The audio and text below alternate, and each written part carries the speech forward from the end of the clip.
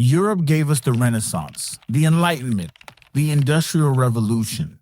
It was the birthplace of some of the world's greatest thinkers: Newton, Leibniz, Descartes.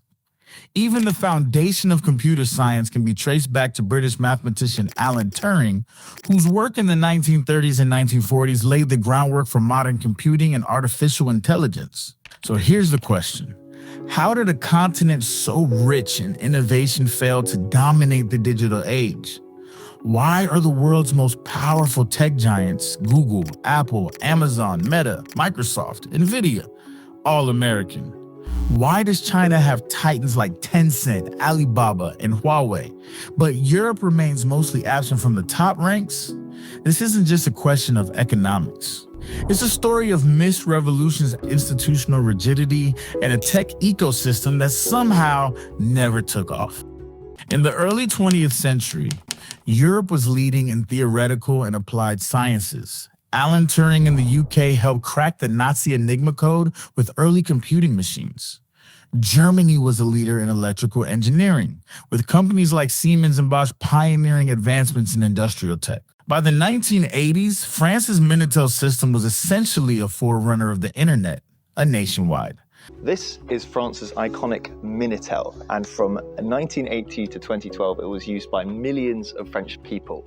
All they had to do was connect it to their phone line and type in 4 numbers beginning with 36. From there, the Minitel would access the Transpac network and bring them thousands of services, everything from news to travel booking to reading the weather. For instance, let's put in weather here, météo, and we can click on send, and it will show us the weather in Paris today. Government-funded online service that allowed people to book trains, check the stock market, and even message one another years before most Americans had even seen a computer. But while Minitel flourished domestically, France failed to globalize the platform. Meanwhile, in the US, a chaotic and open market allowed for the birth of the World Wide Web, invented, ironically, by a British scientist, Tim Berners-Lee, working at CERN in Switzerland. In short, Europe sparked the flame, but others built the fire. What truly changed the game was what happened in Silicon Valley, a once agricultural region in California that transformed into the epicenter of global innovation. The US combined massive federal research funding like DA, RPA, and NASA with a free market capitalist model that encouraged bold bets and fast failure. Government contracts helped fuel early demand for semiconductors, and by the 1970s, companies like Intel and Apple were already gaining ground. Venture capitalists in the US were willing to throw millions at 19-year-olds with wild ideas.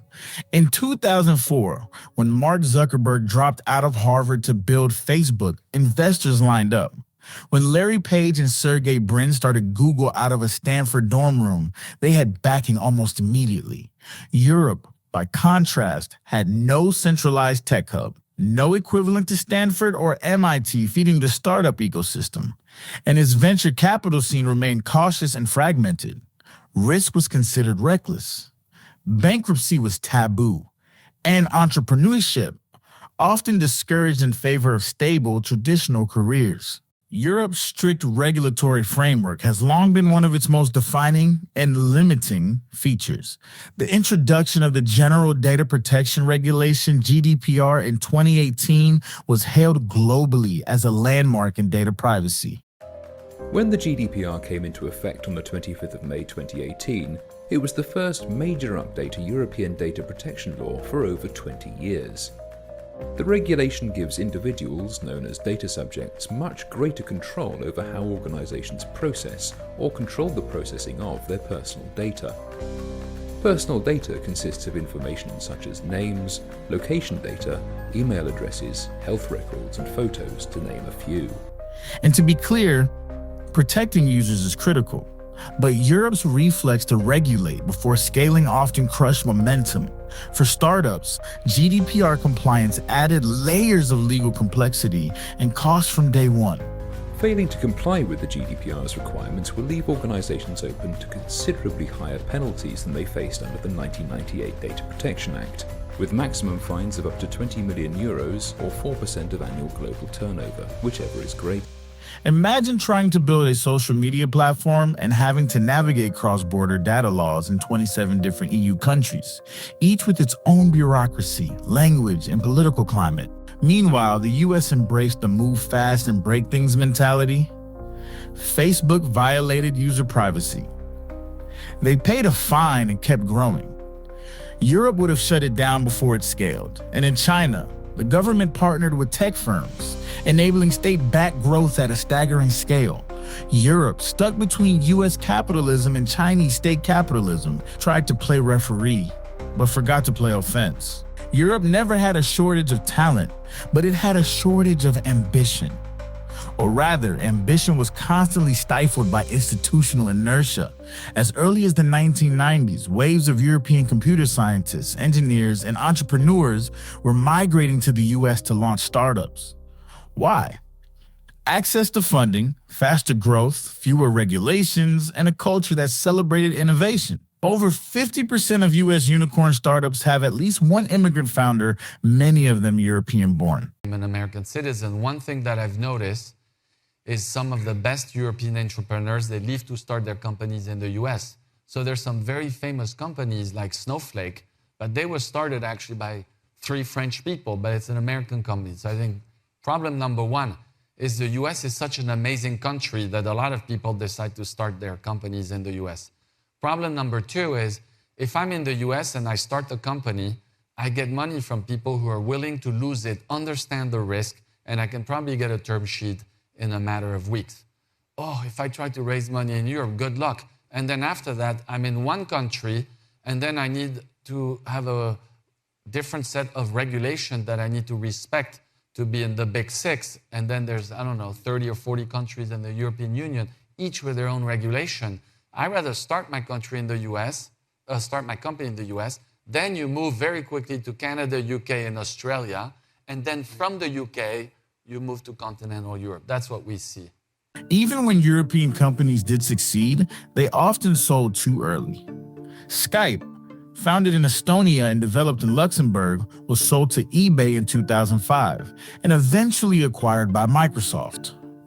ARM Holdings, the UK-based chip design company that powers most of the world's smartphones, was acquired by Japan's SoftBank in 2016. Instead of building empires, ADP and founders cashed out, often under pressure from conservative investors, while their American counterparts doubled down and went public. Sure, Europe has had its share of tech standouts. Spotify Sweden revolutionized music streaming. SAP Germany dominates enterprise software. ASML Netherlands is a critical supplier of semiconductor manufacturing machines, without which companies like Intel and TSMC cannot operate. But these successes are exceptions, not the rule. There is no European equivalent to Amazon or Google, no trillion-dollar European tech company. Even TikTok, a global social phenomenon, came from China, not Europe. The most telling stat: in 2023, 8 of the 10 most valuable tech companies in the world were American. 0 were European. The European Union has launched the Digital Europe program, a 7.5 billion euros initiative to boost AI, cybersecurity, and advanced digital skills. Germany, France, and Sweden are trying to create localized Silicon Valleys with incubators and startup visas. And cities like Tallinn, Berlin, Barcelona, and Paris are rapidly growing as hubs for fintech, biotech, and green tech innovation. But challenges remain. Bureaucracy is still thick.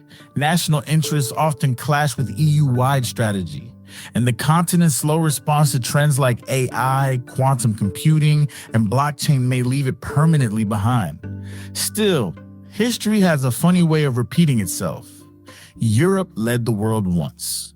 It can rise again, but only if it rethinks its culture of innovation and gives its visionaries room to breathe.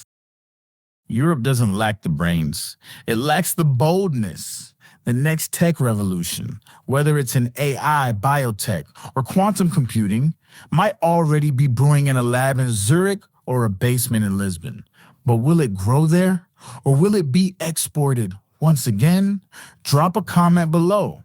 Do you think Europe can reclaim its place in the tech world, or is it too late?